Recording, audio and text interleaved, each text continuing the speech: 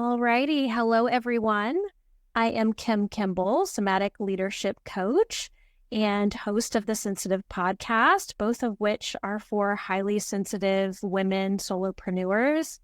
And I am so excited about today's episode. I am here with Martina, and I'm going to allow her to introduce herself before we dive in.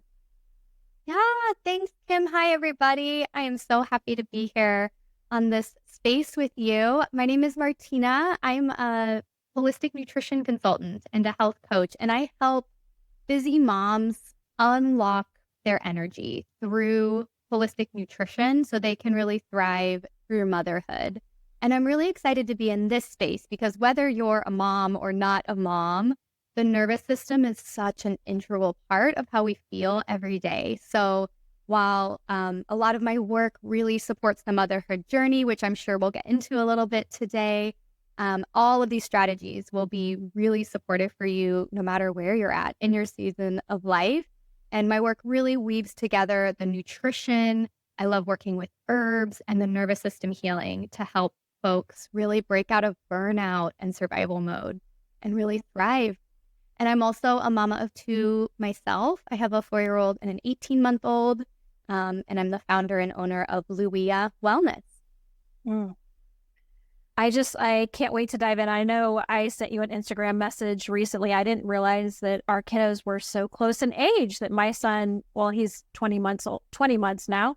But yeah, so close in age, and we can relate with the, oh my gosh, this is exhausting. It's amazing. Yes. And it's exhausting. So think of it. Yeah. And, as you said, I think there are so many things that will be wonderful for mothers to hear. And there are so many people that are mothers and entrepreneurs like ourselves. So I know that we're going to dive into so many amazing things, but awareness around your nervous system state and knowing how to support yourself to get into more regulation is a huge part of my work. And I know it's a huge part of your work as well, obviously, as you just shared.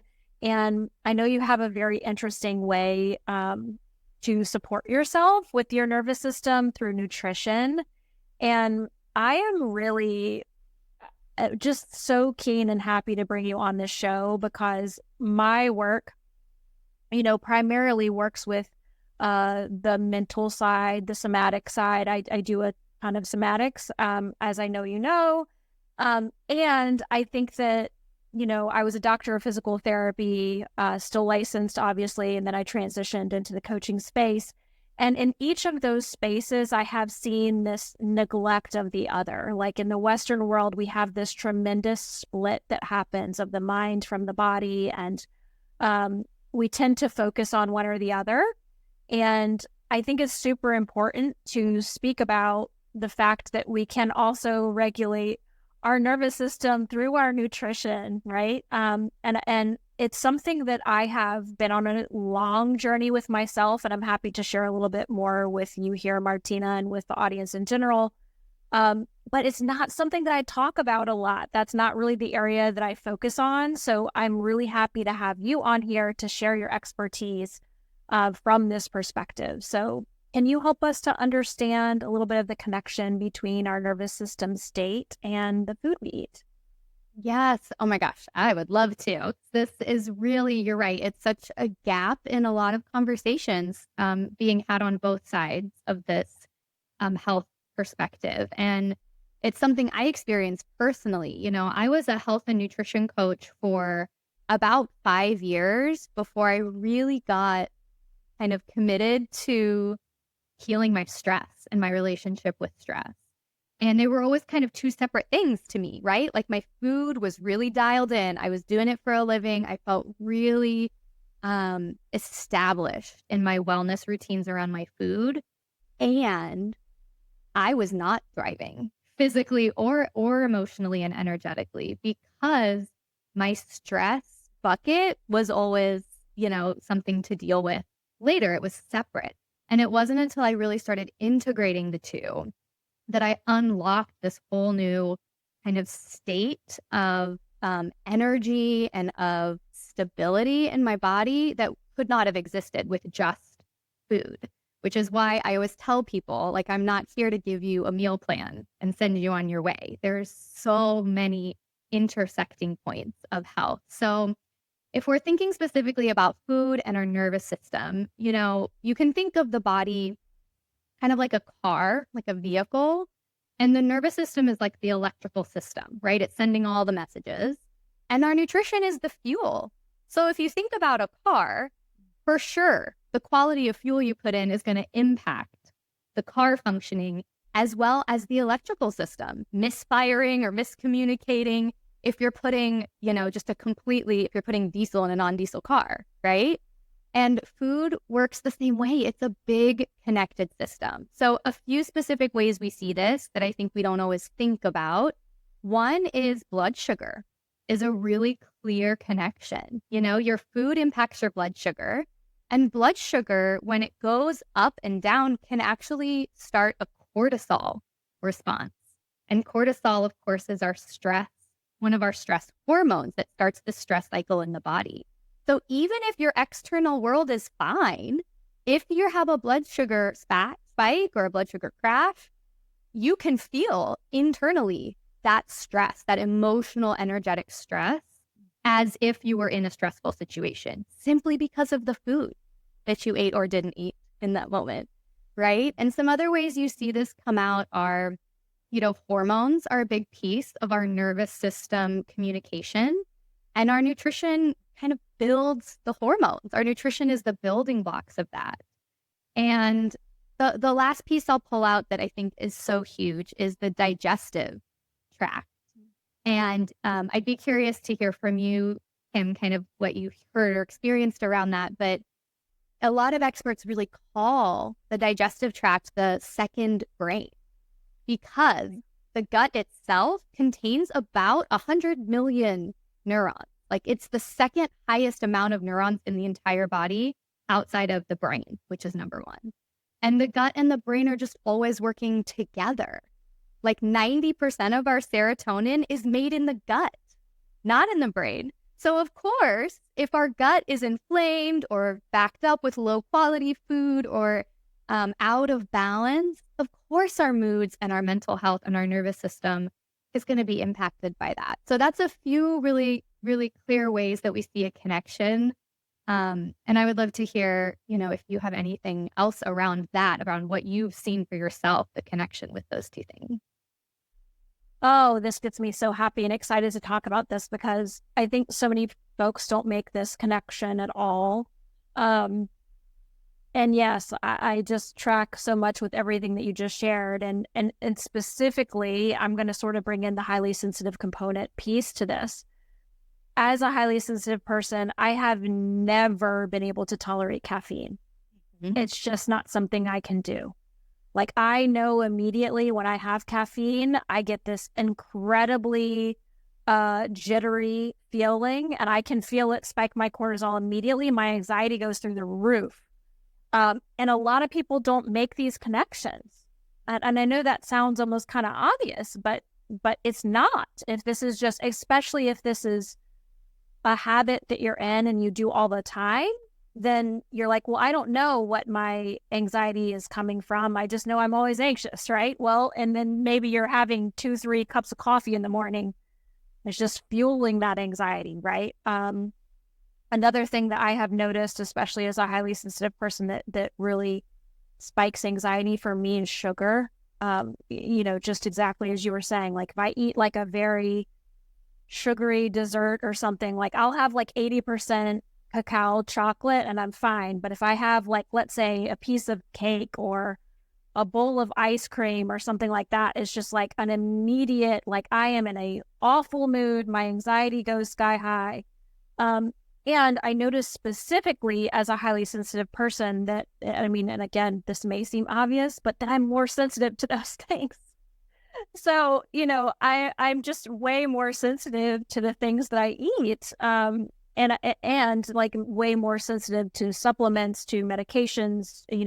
I can feel very acutely the impact that it has on my body as a highly sensitive person. But again, if these are routines that you sort of just have on repeat and it's all kind of jumbled together and you've never done the work of like really pulling apart, like, oh, what is giving me this sensation or this feeling? It's very hard to tweeze out and sort of recognize of like, oh, it's the coffee, or oh, it's the ice cream, or oh, it's, XYZ. And again, that doesn't mean that we can't have any fun with the things that we're eating. Like I said, I eat the 80% chocolate or like some of the lower sugar things. It's just really learning your body and being attuned to your body in such a way of, look, I know when I eat this thing or don't eat this thing, I know that this is going to be how my body responds to that. And sometimes it may be worth it to you at a social gathering to do that. And that's okay. But being able to consciously make the choice and to recognize, okay, do I constantly want the 2-3 cups of coffee in the morning if that's going to keep me running on anxiety and cortisol all day? Yeah. Yes, so true. And the last piece I would weave in about this that I really think is important for highly sensitive people and not talked about very often is, this is getting a little bit into the woo of it all. So for some of you, this may not resonate. That's great. For some of you, this is going to like blow your mind. But everything in the world is energy. And highly sensitive people are very sensitive to energy. We're sensitive to other people's energy, our environments, our own energy. And food is no exception. Food is energy. Food vibrates at a frequency, just like everything else in the universe. And so this, exactly what you're describing about really feeling sensitive to specific foods, I find highly sensitive people sometimes are more sensitive and impacted by the frequency, the energy of food. So maybe just get curious around which food feels like an energetic match for your body right now and which ones don't. And when you pay attention, you can usually feel for yourself what is a match for you today and what isn't. And we can talk more about some specifics, but just something to be curious about, like, where is the energy of my food matching the energy that I want to thrive in every day? Yeah. I love bringing in the energetic realm. And yes, highly sensitive people, so sensitive to the energetic realm. And I mean, you can even think of it as like plants are soaking up the energy of the sun. Obviously, if we eat animals, the animals that we're eating have the energy inside their cells still. It just makes sense, So yeah, I love that. Well, I know we've already touched on this a little bit, but just to dive into it a little bit more deeply, how would you say that food impacts our stress and overwhelm? Yeah, I think the energy is a big piece of it, and things like caffeine or lower quality foods are going to impact our energy for sure. And I think, there are some specific foods that are going to stimulate that cortisol response and the general sort of stress cycle, like foods that spike our blood sugar and like caffeine. The other thing I will say, though, is under eating is a really common trigger for people to create sensations of anxiety and overwhelm in the body. And I find especially women, and especially women who are juggling a business, perhaps a family, it's very easy to undereat. It really is. And most women I work with just need more nourishment, more fuel to keep things balanced in their body. And the other thing I would say is that stress and overwhelm from our nervous system also impacts our food. Like, this is kind of a two-way street. And when our nervous system is activated, think about the kind of food we tend to crave, right? Like, we're all familiar with stress eating and emotional eating, and it's a biological effect of the nervous system trying to get that quick energy into our body. And so if you are, like I was for years, viewing stress and food as different, and then you get frustrated when you can't stay, like consistent with your food goals, look at the stress, get curious about your stress and how that's impacting things, because it's always, always so connected. Our food choices and our stress, they kind of go both directions on that street. Oh, that was definitely mind-blowing. I knew that, and sometimes hearing it said in a little bit of a different way, of course, just helps it land in a little bit of a different way. And really what I hear you saying in that, Martina, is like, focus on the stress. Like that is the number one place to start. But like you're saying, it does go both ways, but really neither direction it's going, you're going to be able to find much movement without learning how to metabolize that stress. 100%. And I often say I'm kind of a rebellious health coach because I really do think stress is more important than food. At the end of the day, I will stand on that hill. Nutrition is a tool for so many things, but it can support our healing, our stress cycles, and our nervous system. But if we're only addressing the food without the stress, there's only so far we can go down that road to really thriving in our bodies. We need the nervous system kind of balanced as well. Love that. Well, I know that sometimes we are in places in our lives where we can't do some of the things that we know would be supportive of our nervous system. I know you and I are going to laugh at this, but things such as getting, 8 hours of uninterrupted sleep, living the dream, you people who do that, having necessary alone time, also living the dream if you get some of that.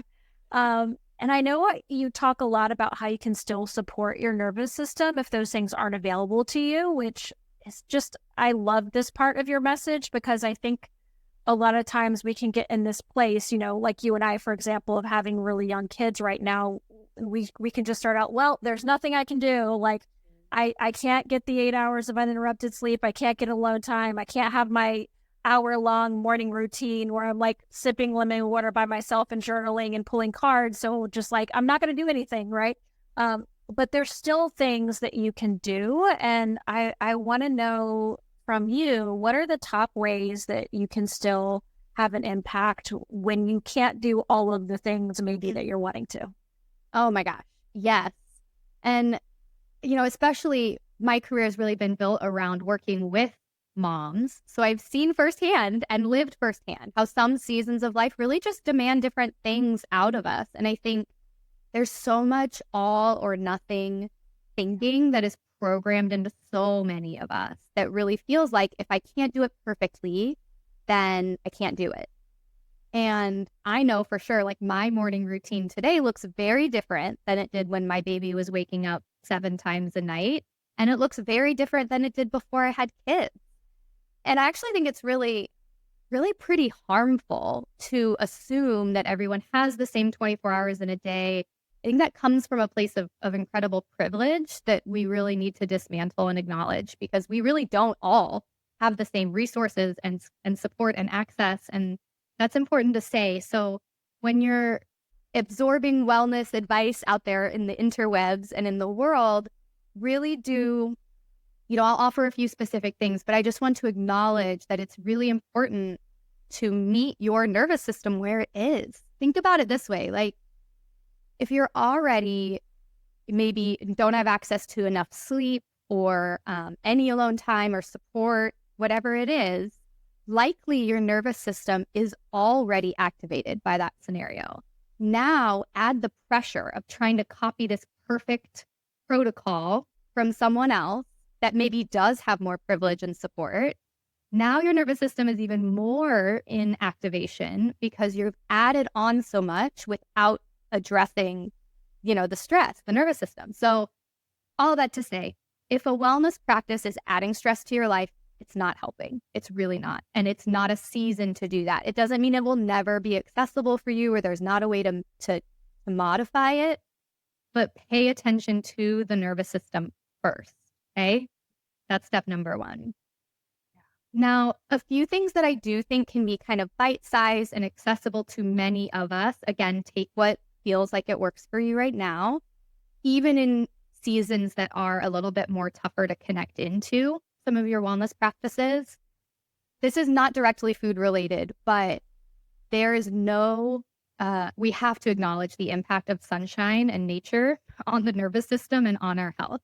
So truly, if you're sitting here maybe in a bit of a spiral around like, oh, I can't meal prep the way I want, I can't sleep enough, I don't have my morning routine, like, can we have 10 more minutes outside than you're doing right now? Like finding these little windows of being in sunshine, grounding your feet into the earth. It actually changes our electromagnetic field, changes the way your nervous system works, which also creates more capacity for the wellness practices that you're craving. So that's one non-food related piece.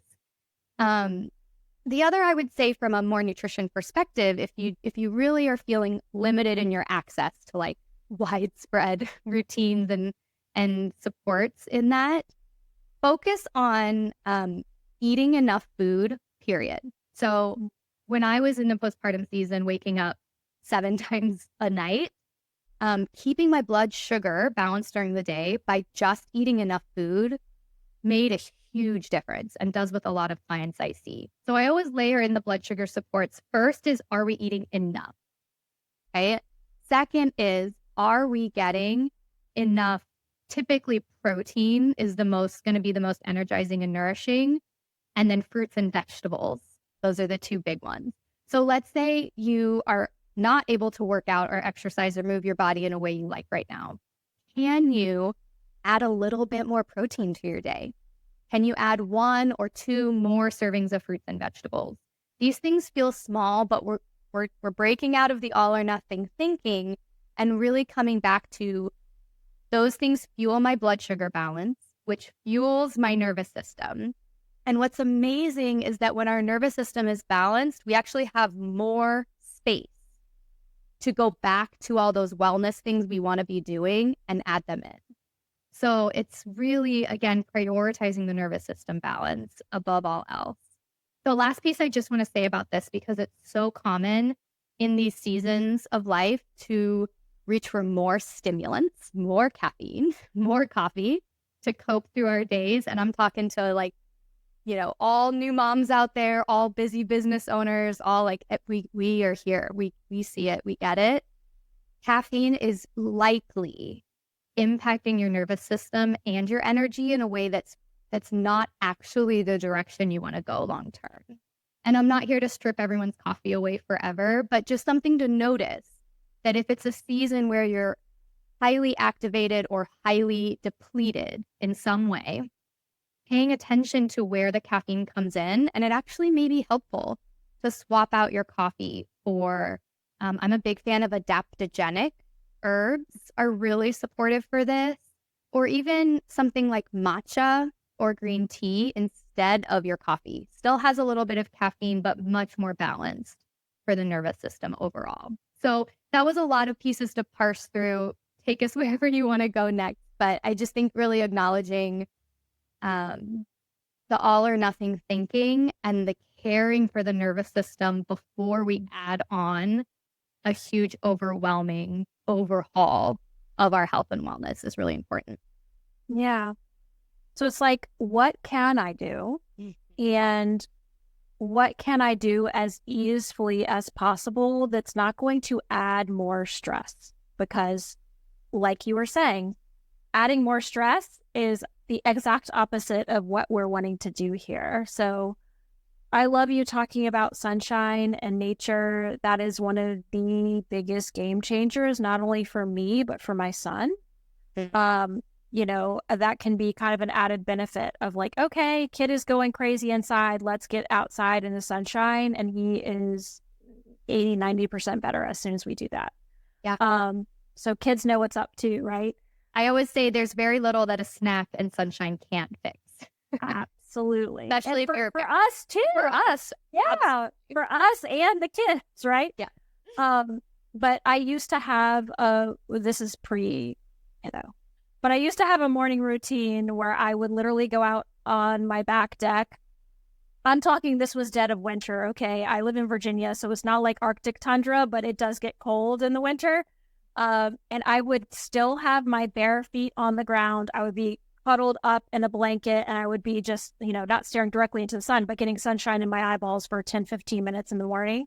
I can't do that now with my little one. It would be great if I could figure out a way to do that. But it's these free resources, that don't take an incredible amount of time that can, if you're already outside with your kid, if you can, I saw this on your Instagram the other day, Martina, if you're a solopreneur and you can work outside for a little bit, right? And work in the sunshine on your deck or at a cafe or whatever, like there are things that you can sort of seamlessly weave into your day and kind of ditch this all or nothing thinking of like, well, because I can't sleep 8 hours and I can't, do the perfect meal prep and whatever. Whatever you can do right now that isn't overwhelming for you is enough. Yeah, it really is. Yeah. And the body itself is a self-healing organism. If you cut yourself, it immediately starts healing. It's always happening. And I like to visualize kind of like a bucket of, if the bucket is full, we're really thriving and vibrant, full aliveness in our body. And your bucket may not ever be full in your life, but these little things, that would be like saying, well, I can't get my bucket to the top, so there's no point. We might as well just dump it all out, right? Like a half full bucket that's a lot of aliveness you can work with. Even if it's not exactly where you want to be, these things add little drops to the bucket and it's still worth it to do. Even if it just goes from here to here, that's still worth it to do, even if your bucket's not to the top, line that maybe you wish it was today. Yeah, absolutely. All right. Well, I know that you don't believe in willpower. I think this kind of segues directly into that. Making changes with willpower, that's an area that you and I really agree upon for, from different angles. I just can't stand willpower, and I can't stand this sort of narrative that if you aren't doing something, that is what's lacking. So I know that you don't believe in that, and I would love for you to tell me more about that and why it's so important to know in relation to being able to meet or reach any goal, whether that be health, nutrition, or otherwise. Yeah, I think this is really a conversation that is lacking in the nutrition space in general. We talk a lot in health coaching about habits and consistency, and it just misses the point. It really does. Our brains never just self-sabotage for fun, right? Like we are always, I really believe this, and I really hope you hear this, everyone listening. I hope you hear this. We are doing the best we can, always, with the tools that we have available to us. At that moment, we are doing the best we can with the tools in front of us. So if that doesn't look the way we want it to, if we have that voice, that pull inside that's like, yeah, but I don't feel great in my body. I want healthier habits. I want to model health for my children. I want to live a long time. Feeling and honoring that pull doesn't mean, tearing ourselves down of like, oh, why can't you just do the thing? It means getting more tools. It really does. And what tends to happen is any kind of change always feels unsafe to the brain.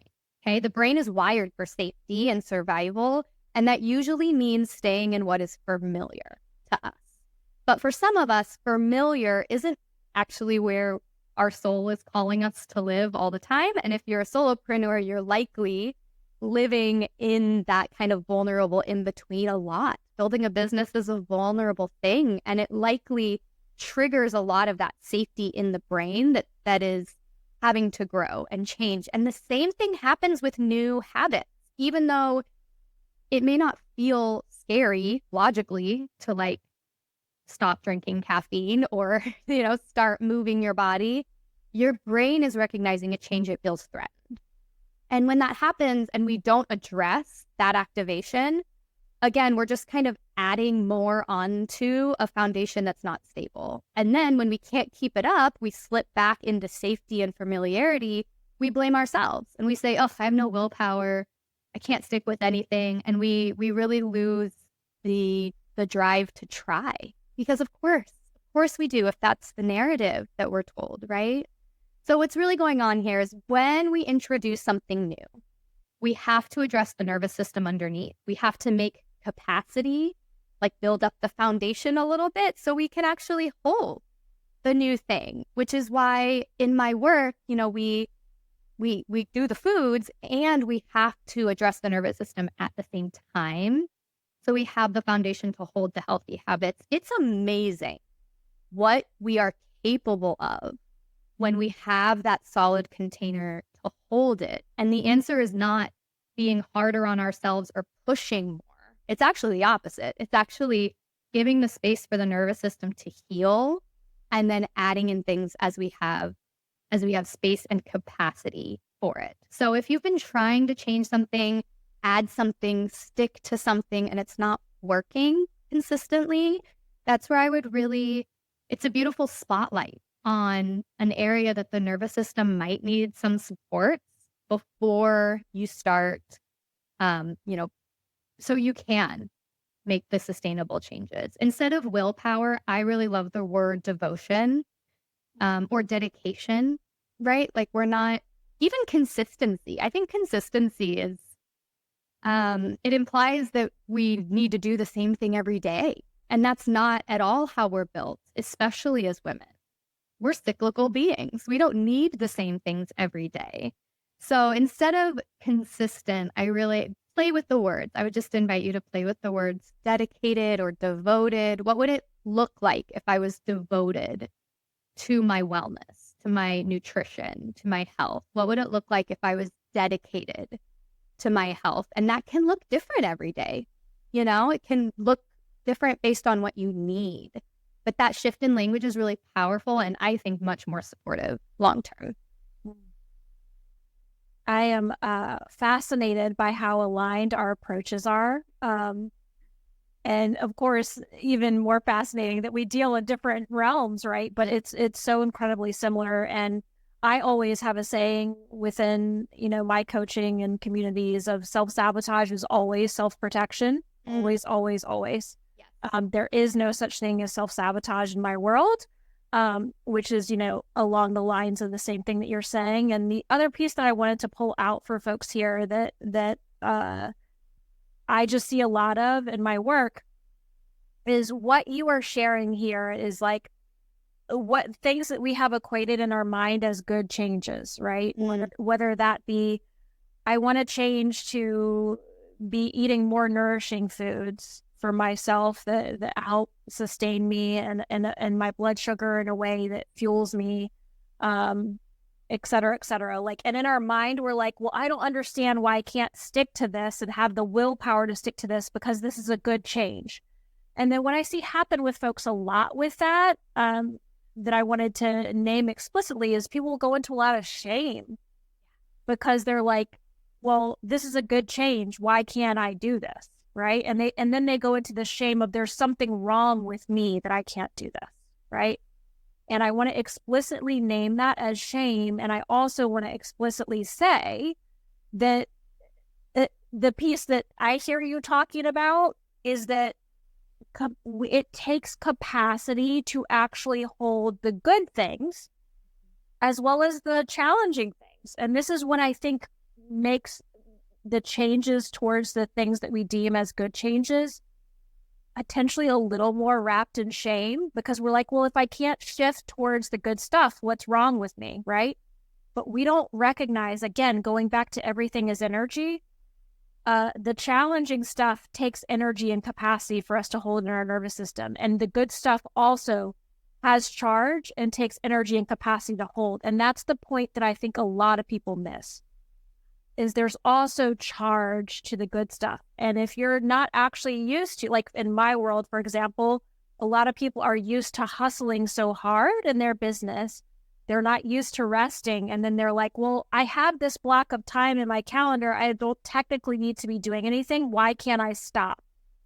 And the reason that you can't stop is because you're not used to actually being with the charge of the good sensations of resting, of pleasure, of ease. And people don't actually recognize, oh, that also is charge, right? And so what Martina is talking about is building up that nervous system capacity to be with the charge of these things. Because I always say any change, good, bad, new, otherwise, like any change carries charge with it. It just does. So I wanted to explicitly say that as well, because I think if I can save one person from the shame spiral of what's wrong with me, that I can't make changes that I want to make, that I know are good for me, I will be happy. Gosh, yes. Yes, I'm with you on this. And that's where I really think even just repeating, write this down on a sticky note somewhere, like Put it on your fridge, repeat it to yourself. I'm doing the best I can with the tools I have right now. And if that doesn't reflect the direction you really want to be going, then we get to pull in different tools. That says nothing about your capacity, your morality, like I'm a good person, I'm bad at this, I'm good at this. Nothing. It says everything about the tools and support that exist for you today, and maybe shines a light on somewhere that we need new tools to support the brain through, exactly as you said, that charge of change. That's a huge piece that we need to build something that's sustainable.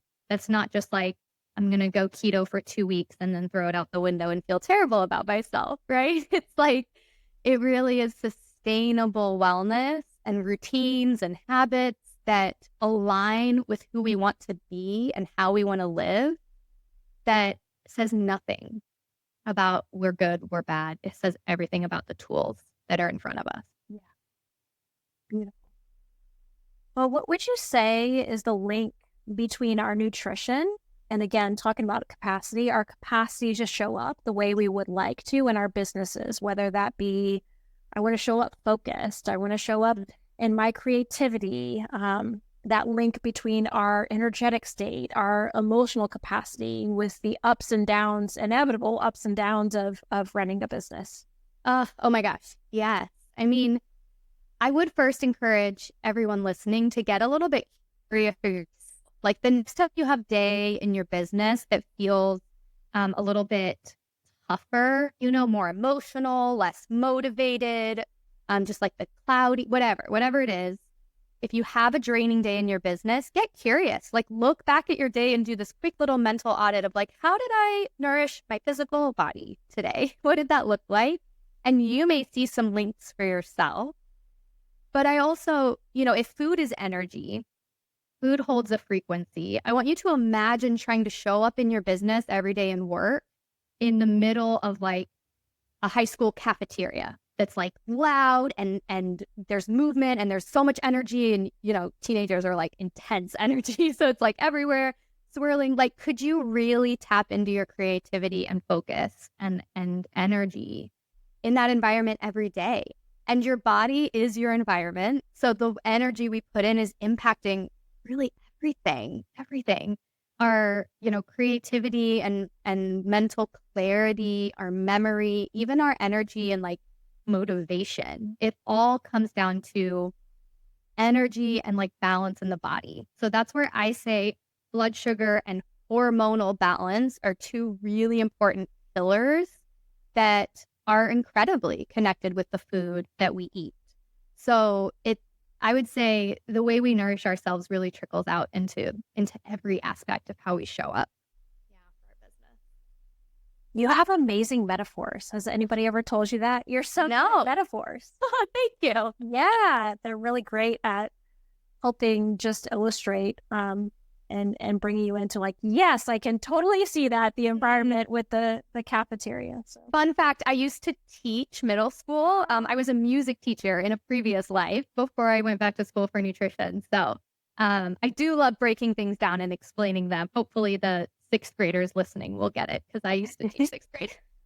That's amazing. I love it. Well, what are some specific nutrition strategies that you can potentially share with us for more energy or more focus in your business or as a mom, whatever applies? Yeah, really both, all of it. Yeah. It will help. It will help in all of it. There's a couple of really key places that I start with folks. I am a really big believer in mornings. I think the way we start our day has a huge impact on how we feel and how we function for the whole day ahead. And that happens for a couple reasons. It has to do with blood sugar and hormonal natural cycles and the way we're primed in the morning. We really do set up the functioning and the cycle of our body for the day ahead. And we've probably all heard, breakfast is the most important meal of the day. And yet, so many of us, really folks with really full lives, especially I'd say if you're a mom in general or a mom of young kids, like we're not honoring that old adage of breakfast is the most important meal, right? A lot of people are still skipping breakfast. We're grabbing the fastest, most convenient thing that exists, like cereal or toast or a pastry. or we're like just drinking coffee and calling it a meal. So one place I really recommend you start getting curious is breakfast. And I have two kind of pillars that build the balanced breakfast that I would recommend for everyone here, which is 30 grams of protein is going to be really supportive for our blood sugar balance, really for the whole day ahead. I see as soon as we add the protein in the morning, it shifts our hormones, energy, cravings, everything, like for hours and hours and hours, really impacts the whole day. And the other piece that's really supportive at breakfast is I aim for two, if we can, two servings of fruits and vegetables. And fruits and vegetables, we could probably talk for like an hour just about this, but I really love thinking of fruits and vegetables. If you're liking this energy and food conversation, fruits and vegetables are the most alive food that we have access to. They're the closest to life.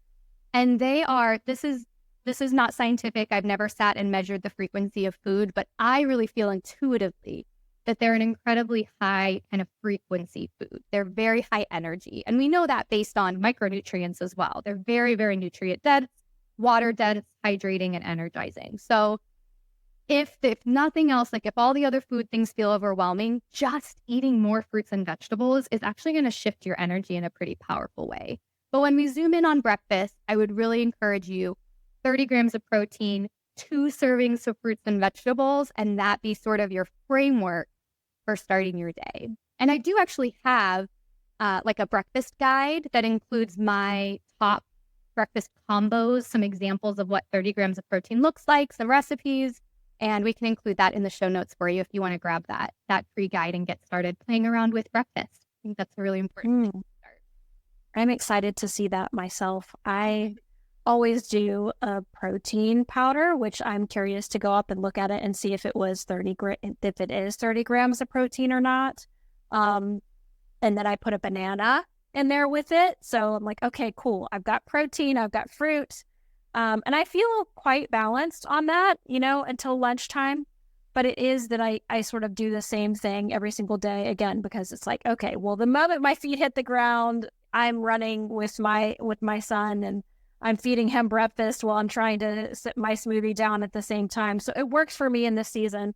But I'm also thinking as you're talking, I'm like, maybe I could hard boil some eggs that would just, be easy to grab. So I'll be very intrigued to look at that guide as well. And I really appreciate you sharing that with my audience and yours. So yeah, I think smoothies are a great place to start, especially if you're someone that typically skips breakfast, your mornings feel really hectic.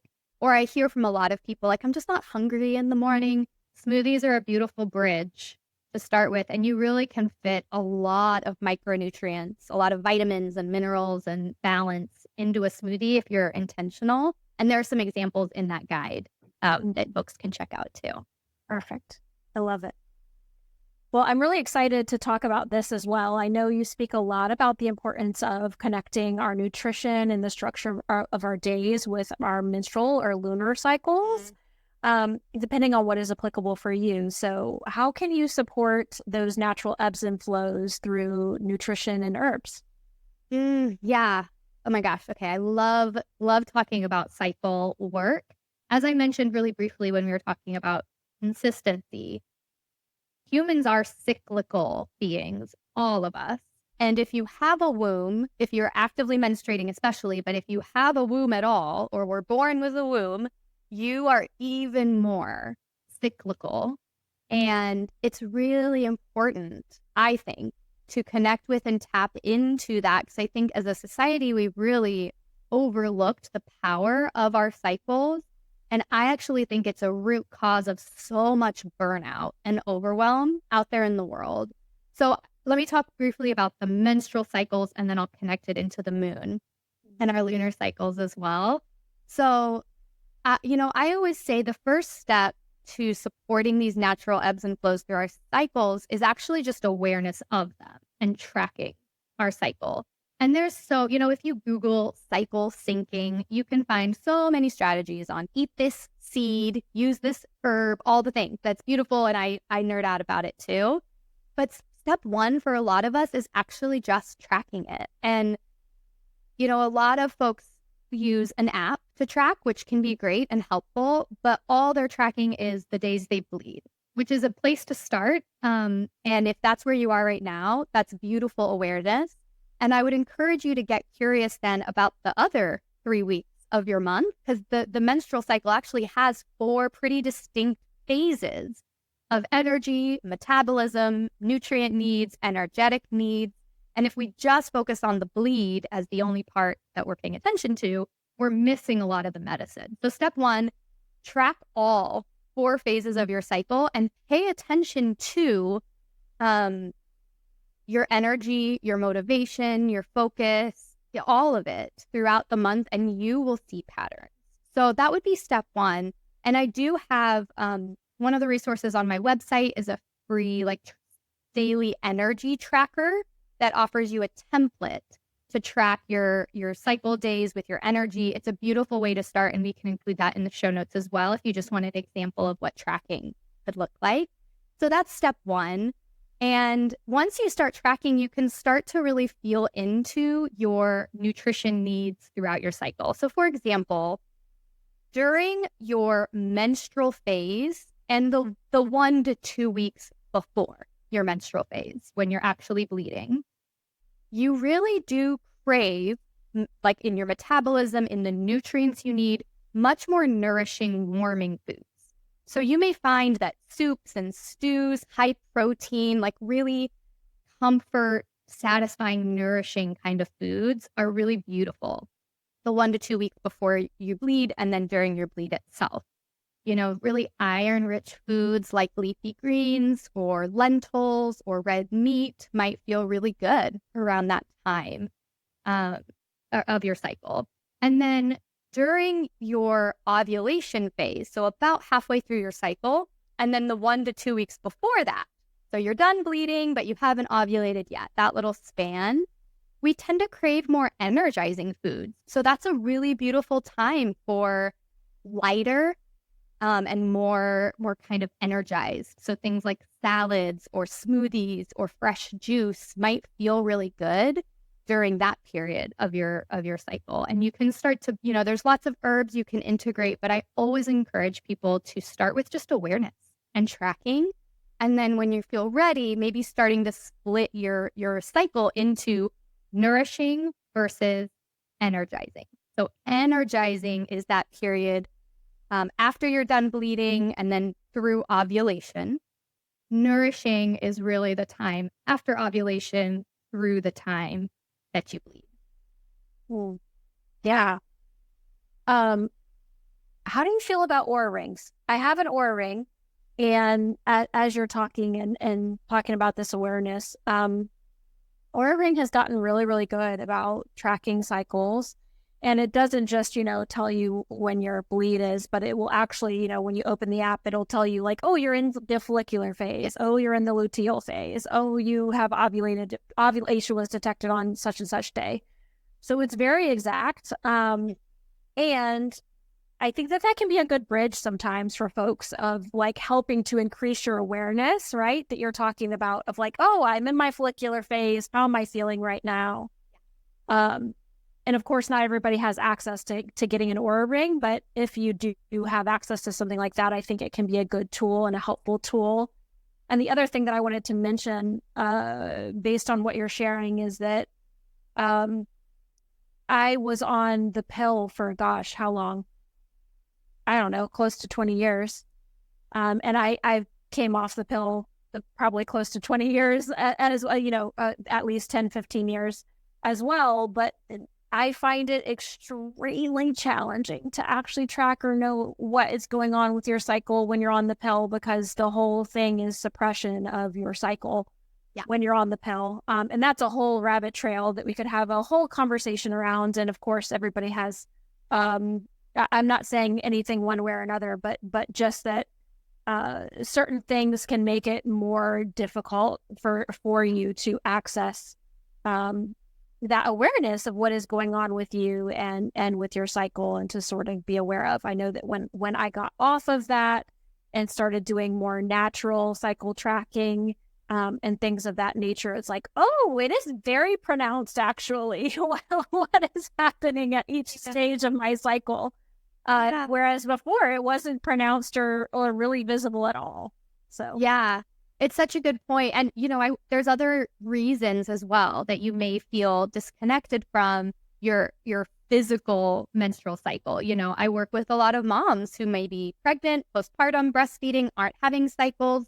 If you've had any sort of procedures or you're no longer cycling. And that is where I think the moon is actually so powerful. And if you've never really heard about this connection, I'll just really briefly connect the two, that the moon itself goes through 4 phases, just like our menstrual cycle. And they exactly sort of mirror each other energetically and physically. Like the way our uterine lining builds and sheds really does mirror the way the moon grows and then wanes. And I often say our womb is like a mini moon. It really is. And this is no just random coincidence, right? Like it exactly aligns with the cycles of the moon. And it's really fascinating to see when women are not on hormonal birth control, when we spend lots of time outside, when we limit blue light and artificial light, often our cycles actually regulate with the moon itself, which is fascinating. But we don't need to be, there's no right way to cycle with the moon. It's not like we have to bleed at a certain time of the moon.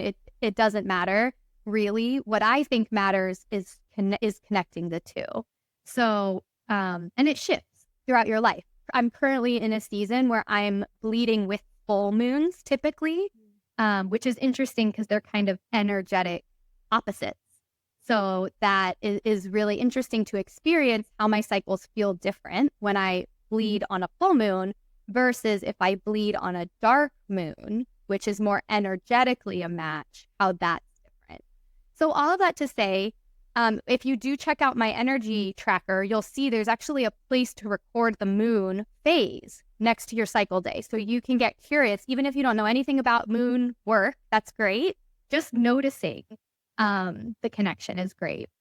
And I will mention the Aura Ring's fabulous. There's also a free app, if that's not a resource that is available to you right now, called Stardust. That folks can check out. That's a period tracking app, but it also connects to the moon. It's a cool little link. So all of that to say, if you are not currently having a menstrual cycle or you are on hormonal birth control, you can do the same sort of cycle awareness that I'm talking about, but using the moon as a framework. And it may be a little bit more subtle energies than if it were coming from inside your own body, but it's still very present and it's still very powerful. So when the moon is going from dark to full, you can focus on those light energizing foods. And when the moon is going from full to dark, the second half, you can focus on those more nourishing foods and cycle through that way. So it's a really cool connection. I can truly talk about all day with the moon and our menstrual cycles, but hopefully that gives us just some place to start with the awareness and the tracking and starting to cycle through our food a little bit with the energy that's needed at that time. I love that.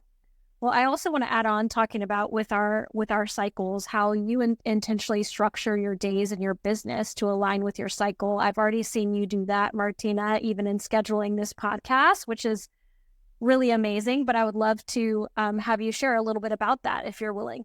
Yeah, I would love to. And I will say, before I share what I do, I have been doing kind of cycle work for many years. And I just really encourage everyone, if this sounds really like interesting and sparks something in you, start with the tracking, like 1 to 3 months of just awareness without trying to sort of change up your whole schedule all at once. And once you get some awareness through the tracking, then you can begin to play with maybe some things that have worked for me over the last few years. So I have a practice that I do usually towards the end of my cycle. So either right before I bleed or maybe during the bleed, where I will sit down with my calendar and I map out the upcoming cycle directly onto like my Google Calendar. I have reoccurring kind of date blocks for each of the phases of my cycle. So when somebody approaches me or when I'm scheduling a workshop or something, I look at my calendar, I can visually see where I will be in my cycle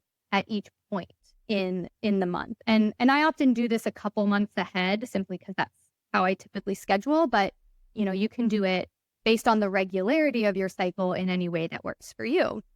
And then I actually have some recurring like batch tasks that I do at specific points in my cycle as well. And I find this really helps with burnout. And it's something I would encourage all entrepreneurs to play around with, because there are times of your cycle where you will naturally crave certain tasks and really feel an aversion to other tasks.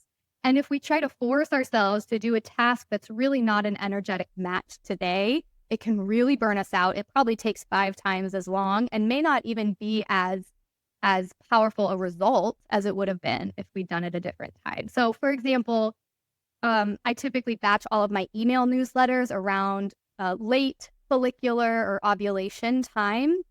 And that is a time I find communication-based things work really well for me. If I'm doing a podcast interview or a live workshop, I love to schedule it around that time. I want to connect with people. I like being visible, being out and seen and sharing a message. Versus, in my later luteal phase, which is sort of before the bleed, the 1 to 2 weeks before the bleed, that's a time I usually just want to be left alone and like get stuff done, like that's where I'll save, balancing my budget for the month or updating my website or, doing a debrief about a recent launch, like kind of logical, non-emotional, maybe less creative, but still important tasks do really well during the late luteal phase. But that's not a time I'm probably going to want back-to-back client days scheduled, And during my menstrual phase, I really try to keep the schedule more open and slow, schedule in time for slow walks or even naps or sitting in ceremony or whatever feels good. But really, I find that the sitting down and mapping it for the month is critical, because if I just try to base it off the day and I look and I say, well, my follicular phase, maybe I should do this task, your schedule gets filled with what you put on it, right? So doing this first and saying, this is my email newsletter day. I'm going to write all my email newsletters today. This is a 3-day blackout window where I'm not scheduling in-person things with people, whatever it looks like for you, I think can be really powerful to shift your energy in a way that you move through your cycle honoring the rhythm that exists and not pushing when it's time to pull, and not forcing stillness when it's time to push. We really get to honor both. Yeah, gosh, that I think being able to see it in black and white on your calendar, as you're saying, is so crucial, because again, this sort of like self-judgment and shame piece can so creep in if you don't have awareness of where you're at in your cycle, and you're like, oh, why do I have such an energetic aversion to this? Why am I procrastinating this? Why do I not want to do this? Why can I not force myself to do this? And again, people will turn around and think that there's something wrong with them for not being able to do this. It's like, you're just in your luteal phase. Yeah. Like it's just a wrong energetic mismatch. There's nothing wrong with you. Yeah. And I think this is so important to name, of like, we live in a society that is built on the male cycle, right? Of the 24-hour cycle is what the male cycle is, instead of this much more prolonged, a rhythmic cycle of someone with a womb, as you're sharing, that is a 28-day cycle, or in my case, it's more like a 31-day cycle. So all of this awareness, I feel like it can seem like a lot of work for people on the front end to set some of this stuff up, of like, oh, you mean I gotta track this and like put this in my calendar, and like this seems like a lot of work. And it is. I kind of want to say it sort of is at the out front, but it's ultimately to be more supportive for you in the long run, so that when you look at that calendar and you schedule things that is actually aligned with your cycle, you're not feeling like you're fighting yourself, and you're not burning yourself out ultimately. So yeah, there might be that first little push of learning something new and kind of feeling like a fish out of water, and this is a lot of work to look at my calendar in this way. And I also think it'll end up being tremendously supportive in the long run. It really is. It really is. And I actually just recently was creating my menstrual map for the month and thought, man, this would be fun to do together with people because I think it's really fun and I think it'd be fun to talk through, like process together. Um, and I decided to just kind of throw in like a casual Zoom gathering once a month where if you're hearing this and you're like, cool, but this is a lot and you want to just come hang out, we're going to make a paper. It's going to look kind of like this little menstrual map of your upcoming cycle with the moon and kind of map out important dates for your month. And you can get like a walkthrough. We'll make it together. So if that sounds fun for you, we're going to be gathering on December 2nd. We'll leave a link for you. It's just a free, really casual, like, let's come and make our maps together. Less of a workshop and more of just like let's do it together in community and kind of process through it. If that sounds like something you want to do in more of a structure together, we'll do that on December 2nd. It'll be our first time and we'll see how it flows from there. I love that. Yeah. Thank you so much. You come hang out and make your map. I know. I just might. I think that that's a wonderful idea. Well, Martina, I always have like a rapid fire at the end where I ask a few questions back to back. And just, I invite you to not think about these too much. It doesn't have to be like a deep, long answer, just whatever first comes to your mind as we sort of close things out for today, if that feels okay. Yeah, beautiful. So is there anything that you'd like to say in closing that feels like it needs another moment to wrap up from the podcast? I think my closing message is really just the nervous system is the foundation. So tend to that first. Use the food as a tool to support that healing and balancing. But if the wellness practices are getting the nervous system out of balance, it's time to regroup at home, which is the nervous system, and then build as you have capacity. Love that so much. What do you wish people knew about your experience as a highly sensitive person in the world? I wish everyone knew that food is also energy.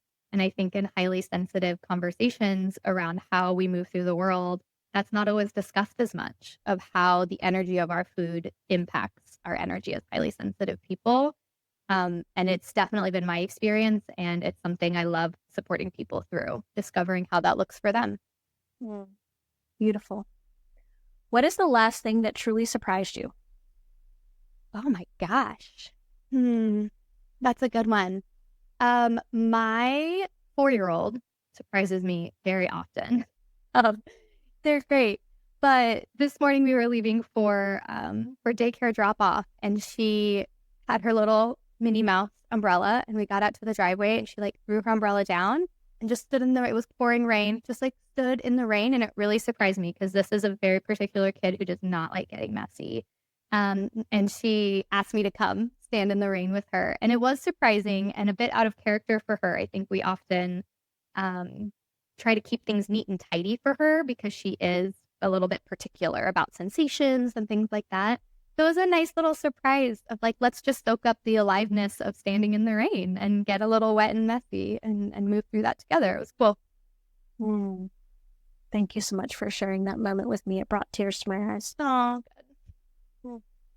What consistently brings you deep joy? There's so many things. I really am so grateful for all the joy that surrounds me. My children bring me incredible deep joy, and so does my partnership in my marriage. I also have a really deep connection with tarot cards, actually, and find so much joy in studying and learning about tarot and playing around with offering tarot to others. It's been a really joyful kind of outlet for me over the last couple of years as I've been exploring that. And then the last thing I'll add is, music in general. This week it has been a lot of Taylor Swift that just has been imbuing a lot of joy into my house. But anytime we need an energy shift in my home, for me personally, for my kids, whoever, I really find loud, intentional, like not all music, but specific types of music that matches what people need. Just really immersing yourself in that and moving and singing and just playing the music while you do dishes. It brings me a lot of joy. Just simple, music. I love that. Well, I just want to thank you so much for your time and really just for sharing your expertise, your wisdom, your experiential knowledge with us today. It's just been so nourishing to me, and I know that it's going to find the right people and be so impactful for them as well. So thank you so much. Yeah, thank you so much for having me. This has been a joy. Absolutely.